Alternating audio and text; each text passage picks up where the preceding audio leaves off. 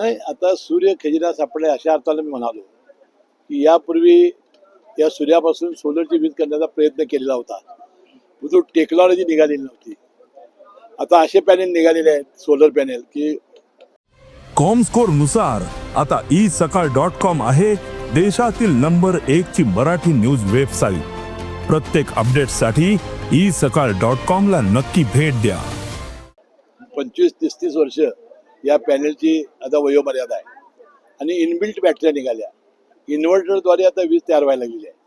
त्यामुळे आपण बघितलं असाल की फार मोठे प्रकल्प आता सोलरवर तयार व्हायला लागलेले आहेत.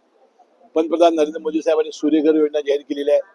आपल्या राज्याचे मुख्यमंत्री देवेंद्र फडणवीस साहेबांनी फार मोठा यामध्ये पुढाकार घेतलेला आहे आणि आपल्या सरकारी जमिनीवर फार मोठे प्रकल्प उभारून शेतकऱ्यांना दिवसा वीज कशी देता येईल तो देण्याचा प्रयत्न या माध्यमातून झालेला आहे. मला वाटतं काही वर्षामध्ये यामध्ये फार मोठा फरक पडणार आहे. आणि आता परवाच विधानसभेमध्ये त्यांनी सांगितलं की दरवर्षी आम्ही MERCला वीज कशी वाढणार याचं टॅरिफ देत होतो.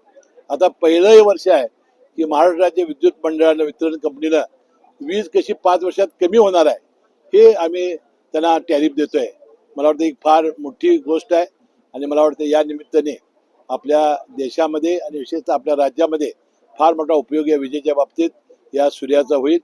त्यानंतर आता विजेवरच्या गाड्या निघालेल्या आहेत.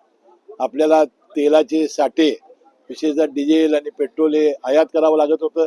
आता जर विजेच्या वापरावरच गाड्या निघणार असतील, त्यामध्ये जर आता बॅटऱ्या चांगल्या निघाल्या, जशी सोलरमध्ये टेक्नॉलॉजी आली तशी जर झाली आणि एकदा चार्जिंग केले की हजार किलोमीटर गाड्या जर पळायला लागल्या तर मला वाटतं यामध्ये सुद्धा आता डिझेल आणि पेट्रोल लागणार नाही. आणि मला वाटतं याचा सगळ्याचा जनक हा सूर्य आहे. देश विदेशातील प्रत्येक घडामोडींचे लाईव्ह अपडेट मिळवण्यासाठी आता साम टीव्हीच्या सर्व सोशल मीडिया प्लॅटफॉर्मला लाईक, फॉलो आणि सबस्क्राईब करा. तसंच सर्व नोटिफिकेशनसाठी बेल आयकॉन प्रेस करायला विसरू नका.